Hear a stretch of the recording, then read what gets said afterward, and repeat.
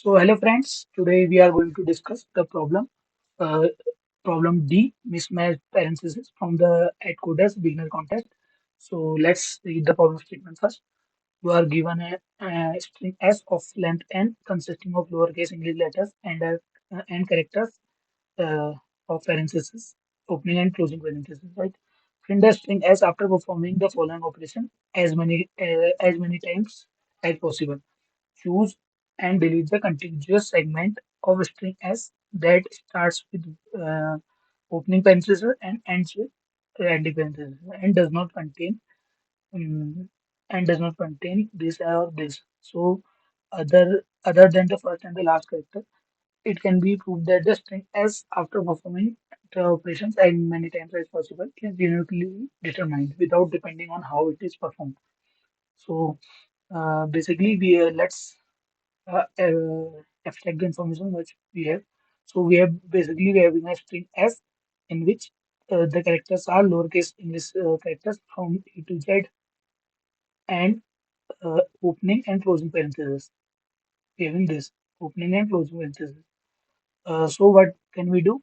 If we having at any point we having this opening and closing parentheses and there are n characters or no character between them. Let us say if there is a present between these two parentheses, I just take out this rule and we remain the I uh, just uh, replace the whole thing with and then concatenate the other remaining string. So and it is proved that the string is uniquely determined after performing any number of operations which are possible. So for doing this, I know this is like if I uh, if I found the opening and closing parentheses, I have to remove all the stuff between them, right? So how can we perform this? There are many approaches, but what I used in during the contest is like I run a loop. I run a loop for the string till 0 to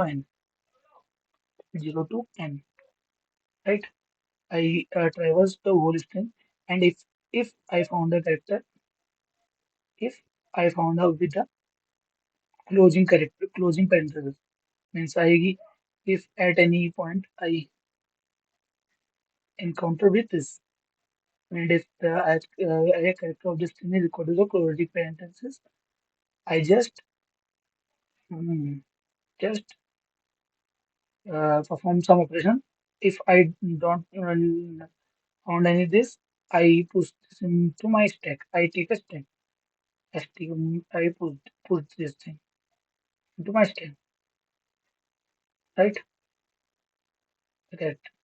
So I push this, and inside the stack, I run a loop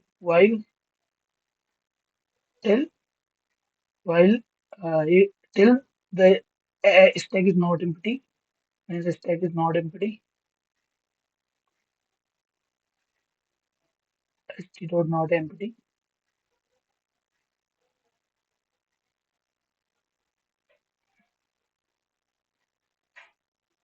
and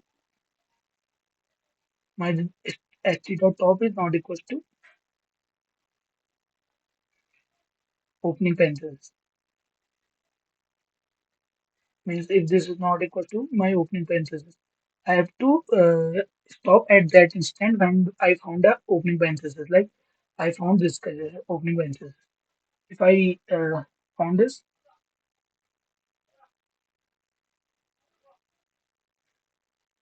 so if I found with the opening parenthesis, the top if it is equals to opening parenthesis, I just uh, uh, run out of the loop. And if I don't found, I till that I have to just pop out. And this perform only when I having a opening parenthesis previously. So maintain a count which store is there any opening parenthesis still yet in my string. So let us say this is an example. So I having this. So in this, I push A into my stack, right? I pushed A into my stack, and I then push this opening parenthesis, and then I push A, then this opening parenthesis, then B, and then the closing parenthesis. So when I encounter with the closing parenthesis, I don't push it. I have this closing parenthesis, so I maintain a count which stores the number of opening parentheses encountered yet. So this the count should be one. So I know I can perform the operation of popping out. So I popped out all elements till then I don't find any opening parentheses. So I popped out opening parentheses. So the only element left in the stack should be A. So now I just put B C. So in the stack I have only A and C, right? So I know my loop is end here, and I can't do these operations anytime more times. So I just pop out the elements and store in the string and return the string in reverse order because I store the elements from top to down fashion in stack.